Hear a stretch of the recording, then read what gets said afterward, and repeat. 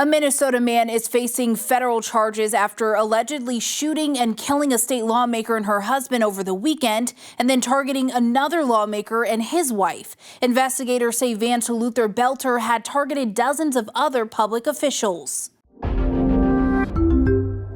Boelter also had in his car notebooks containing a list of more than 45 Minnesota state and federal elected officials. Acting U.S. Attorney for Minnesota called the murders of Representative Melissa Hortman and her husband and the shooting that injured Senator John Hoffman and his wife cold-blooded acts. Political assassinations are rare. They strike at the very core of our democracy. But the details of Boelter's crime are even worse. They are truly chilling. The criminal complaint says on June 14th, Boelter had firearms and was wearing body armor, a hyper-realistic mask, and posed as a police officer.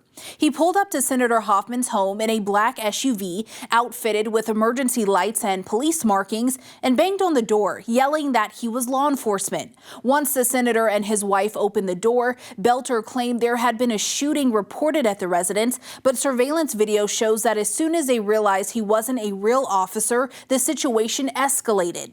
Boelter then announced, "This is a robbery," and forced himself into their home. When Senator Hoffman attempted to push Boelter out and stop him from entering his home, Boelter shot him repeatedly.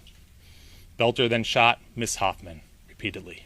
He fled the scene and kept going, targeting more Minnesota lawmakers. When he realized several weren't home, he moved on, sticking to what investigators call a planned list of victims. According to investigators, Boelter next drove to Representative Hortman's home. By then, police were already en route as a precaution after the Hoffman shooting.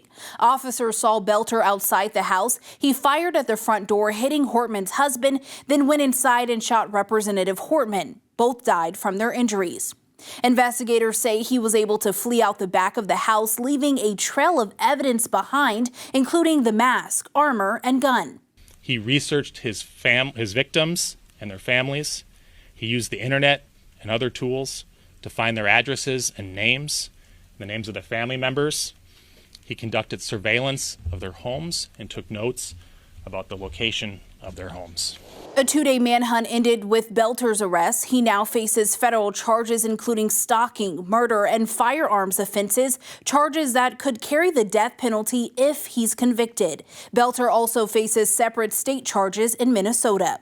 For Straight Arrow News, I'm Kaylee Carey. Find more on this story and other fact-driven news stories by downloading the Straight Arrow News mobile app today.